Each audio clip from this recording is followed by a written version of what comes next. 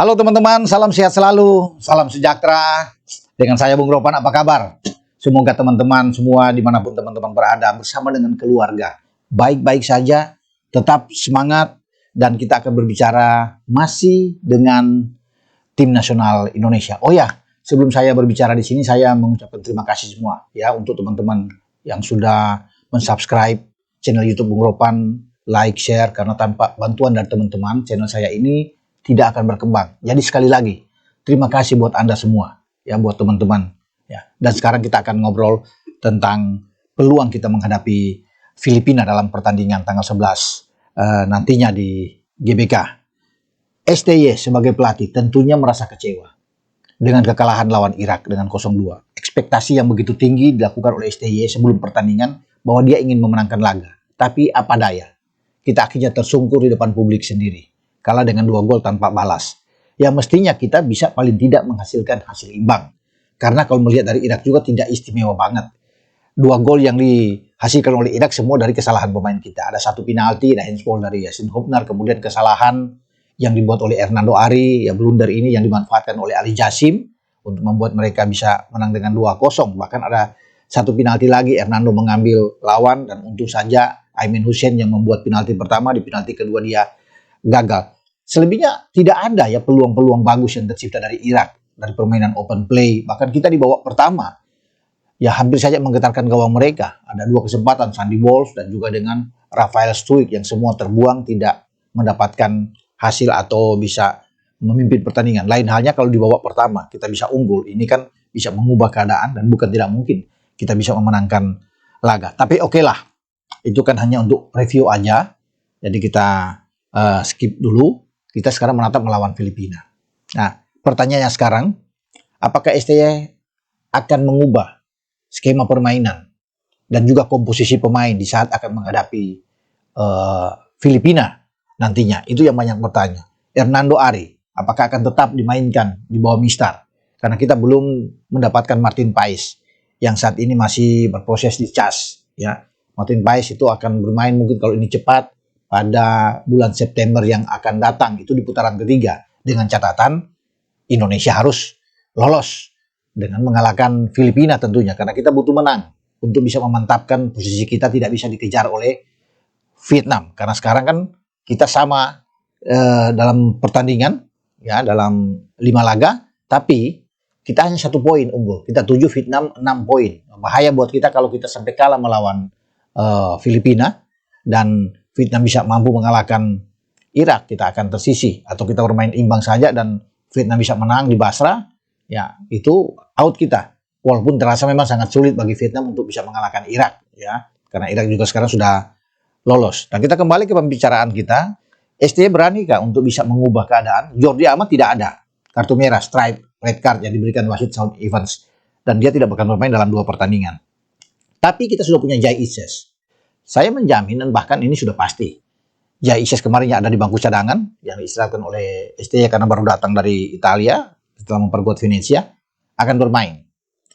Siapa pasangan yang paling tepat? Ya, apakah Sandy Walsh akan bermain lebih ke dalam, kemudian Asnawi bermain di posisi kanan, atau Sandy tetap akan di kanan dan posisi ketika kita mengalahkan Vietnam 2 kali di Jakarta dan Hanoi akan kembali di jantung pertahanan, Jai Ises, Yassin Hubner, dan Rizky Ridho. Ini kan 3 pemain yang tampil bagus, clean sheet, sulit ditembus oleh pemain-pemain Vietnam. Sekarang kita akan menghadapi Filipina. Ya, saya rasa kalau dengan 3 pemain tersebut yang saya sebut tadi, ini kuat di belakang. Nah, kalau ini sudah ada dengan Jai, pemain yang lebih tenang, ya, reading the game, bagus sekali reading the game dia, ya, visi bermain bola. Kemudian Hernando masih menjadi pertanyaan, dimainkan atau tidak. Tapi saya pikir dia mungkin pasti akan dimainkan. Kalaupun ada pergantian, Adi Satrio bisa menjadi opsi lain untuk ditampilkan. Karena Adi Satrio juga saya pikir oke ya untuk bermain, diberikan kesempatan saat jumpa dengan Filipina nantinya. Nah, itu di garis belakang. Kita sudah kedatangan pemain yang baru diambil sumpah dan sudah mendapatkan hak dia untuk menjadi warga negara Indonesia. Dan pengurusan alih status atau alih federasi dari KNVB ke PSSI juga oke, FIFA sudah menyetujuinya dan sudah bisa bermain melawan Filipina. pemain tersebut adalah Calvin Verdong. Calvin Verdong, pemain asal Nijmegen ini yang bermain di Eredivisie, sudah bisa ditempatkan di posisi kiri. STY kan ini bermain tetap dengan 3-4-3. Ya, itu yang menjadi hobi dari STY ya. Ini akan skema favorit dia. Nah, kalau bermain dengan demikian juga berarti Verdong akan bermain di kiri atau lebih didorong ke depan. Ya. Kalau di sana ada Sandi berarti dia sama Sandi. Ya akan lebih ke depan mendampingi Tom Hai. Ya. Dan satu lagi kita belum tentukan, apakah Ivar akan bermain atau kembali dengan Nathan Cho yang akan bermain di tengah. Semua urusan bagi STY. Tapi ke belakang, setelah saya menyebut tadi ada Jai Itses, ada Rido, ada Hubner, maka Verdong bisa menggantikan posisi Sain Patinama yang dimainkan lebih awal kemarin sebelum dia keluar dan Pratama Arhan yang masuk. Verdong akan bermain di sini. Ya. Untuk posisi kanan, saya rasa Sandi akan tetap diberikan kesempatan untuk bermain. Karena di sana pun ada Asnawi kan. Kalau Sandi tidak ada, masih bisa Asnawi. Kapten sudah tidak ada karena kartu merah kemarin. Ya, kalau Asnawi main pasti Asnawi akan kapten. Namun saya rasa untuk kapten lebih enak kalau di sana ada Jai Itses yang akan menjadi kapten. Kalau bukan Jai, Tom Hai yang akan memimpin karena mereka ada pemain-pemain dengan sangat berpengalaman bermain di liga yang sangat bagus. Kalau Tom bermain di Eredivisie, ya pasti jauh lebih tinggi dari liga kita. Apalagi sekarang Venezia dengan Jai Itses sudah masuk ke Serie A. Saya kira wajar kalau kapten itu adalah pemain yang akan nanti bermain di Serie A pada musim depan bersama dengan Venezia. Jai Itses tinggal terserah dari STY mau pilih yang mana. Ya Jai atau Tom yang akan menjadi kapten kesebelasan. Tapi kalau Asnawi yang bermain, ya saya rasa akan kembali ban itu ke Asnawi. Tapi saya lebih memilih Sandi. Ya, Sandi bermain di kanan dan Verdong bermain di kiri. Kembalikan lagi posisi dari Ivar Jenner yang akan bermain dengan Tom Hai. Karena mereka lah yang menjadi motor serangan ketika kita mengalahkan Vietnam 2 kali. Itu yang ada. Nah, kita tentunya berharap bahwa STY bisa mengubah skema permainan. Apakah akan terus-menerus dengan 3-4-3? Harus ada lebih berani saya pikir dengan konsep bermain.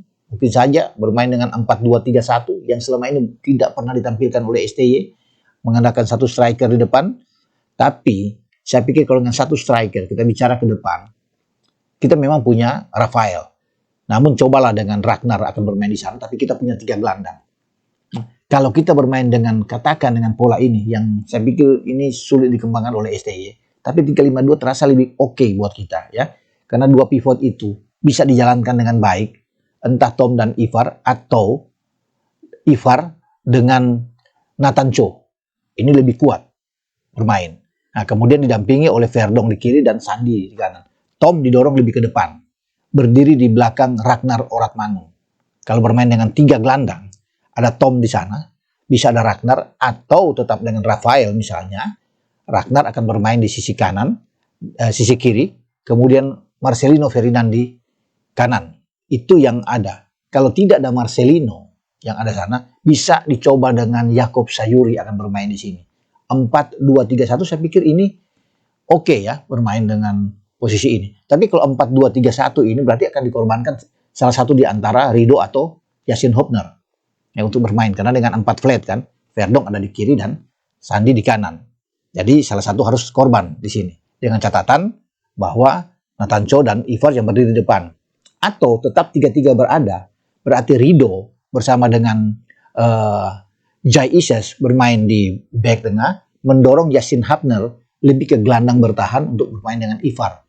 Apakah dia dengan Ivar atau dia dengan Nathan Cho? Ini menjadi pilihan yang saya pikir ini oke ya. Kalau bermain dengan 4-2-3-1. Tapi rasa-rasanya STY tetap akan mempertahankan dengan 3-4-3. Harus ada perubahan sepertinya ini untuk bisa kita lebih enak bermain ya. Penonton tuh lebih enjoy karena kalau 4-2-3-1 kita oke. Dalam bertahan kita bagus ketika transisi permainan, ketika ditekan kita enak karena kita punya 2 pivot yang kuat. Entah Hubner di sana bermain dengan Nathan atau Hubner dengan Ivar. Ini kan tinggal pilihan. 4 back itu ya Rido di tengah bersama dengan Jai. Nah, didampingi dengan Sandi dan Verdong. Nah, sekarang berpulang semua kepada STY. Atau STY memilih bermain dengan lebih menyerang. Dengan 4-3-3 misalnya. Ya kalau 4-3-3 jadi depan bisa aja kembali dengan Rafael. kemudian Ragnar, Marcelino, itu bisa saja. Kemudian ada 3 gelandang yang ditempatkan, Tom, Ivar bisa bermain di sana, atau bisa mendorong Verdong lebih ke tengah. Di belakang akan ada Arhan atau dengan Sain Patinama yang bisa bermain di sisi kiri. Sandi ada di kanan. Semua ini kan opsi-opsi bisa dilihat oleh STY. Tapi itu tadi yang saya bilang, STY nampaknya tetap akan coba dengan 3-4-3. Kalaupun modifikasi ini ada, ya, ada perubahan, 4-3-3 kelihatan itu 3-4-3 yang akan bermain. Namun di belakang akan kelihatan dengan seperti bermain dengan 5 pemain belakang. Tapi kita kan butuh menang. Kita butuh gol. Saya pikir kita harus lebih ofensif, lebih terbuka. Pressing dilakukan oleh pemain-pemain kita di saat akan menghadapi Filipina. Jadi kita memang butuh pemain-pemain yang kuat. Filipina punya gelandang-gelandang yang bagus. Mereka bermain dengan 4-2-3-1. Gelandang-gelandang mereka oke, kalau bisa dilihat di sini bahwa Kevin Ingreso, Mikhail Baldesimo, Alex Moniz, kemudian dengan Dylan Demuinic, ini adalah pemain gelandang-gelandang yang oke. Yang kita memang harus bertarung dengan mereka untuk bisa memenangkan lini tengah ini. Karena kita memenangkan lini tengah, tentunya akan lebih baik bagi kita untuk bisa memenangkan laga. Kita akan tunggu nantinya apakah ada perubahan dari pemain, dari starting 11 saat menghadapi Irak. Apakah skema juga permainan pola ini akan berubah. Kita menunggu keberanian dari STY untuk bisa melakukan itu. Tapi saya masih merasa bahwa kita bisa mengatasi Filipina. Dengan catatan tentunya jangan anggap enteng lah. Bagaimanapun kan Filipina bisa saja mengejutkan kita. Tapi karena kita bermain di kandang, inilah saatnya untuk bisa mengalahkan mereka. Sekarang semua berpulang kepada sang pelatih kepala. Karena dia yang menentukan, dia yang bertanggung jawab dengan tim. Pasti saya bilang, boleh saya berandai-andai dengan berbagai opsi yang dikatakan di sini, tapi semua ada di STY. STY tentunya tidak akan coba mengambil risiko pasti. Bermain dengan 3-4-3 sesuai dengan keinginan dia yang selama ini sudah anggap ini pola yang bagus, ya silakan karena dia sebagai pelatih. Tapi kita butuh menang. Ingat sekali lagi, kita butuh pemain-pemain yang ofensif yang bagus, attack yang sangat baik untuk menghadapi Filipina. Karena kita perlu mencetak gol cepat. Kalau kita lebih dulu mencetak gol gawang Filipina, ini akan enak. Pemain-pemain lebih enjoy, ya. Apalagi kalau kita kebobolan lebih dulu, ini akan sulit buat kita. Ya akan tertekan, ya. Semoga mental pemain-pemain kita itu bagus. Kembali lagi, kita harus fight dengan Filipina. Dan soal untuk skema apapun, kembali kepada STY. Pemain mana punya akan ditampil, dia lebih tahu. Dengan kebugaran di saat akhir, 1 hari menjelang pertandingan, tentunya akan melihat semua kebugaran pemain-pemain yang akan ditampilkan oleh STY. Oke, dengan saya Bung Ropan berbicara di sini dan terima kasih untuk Sinar Cemerlang dan juga dengan ini kopi ada dari Four Brothers, ya, kopi Waanal dan kopi Papua.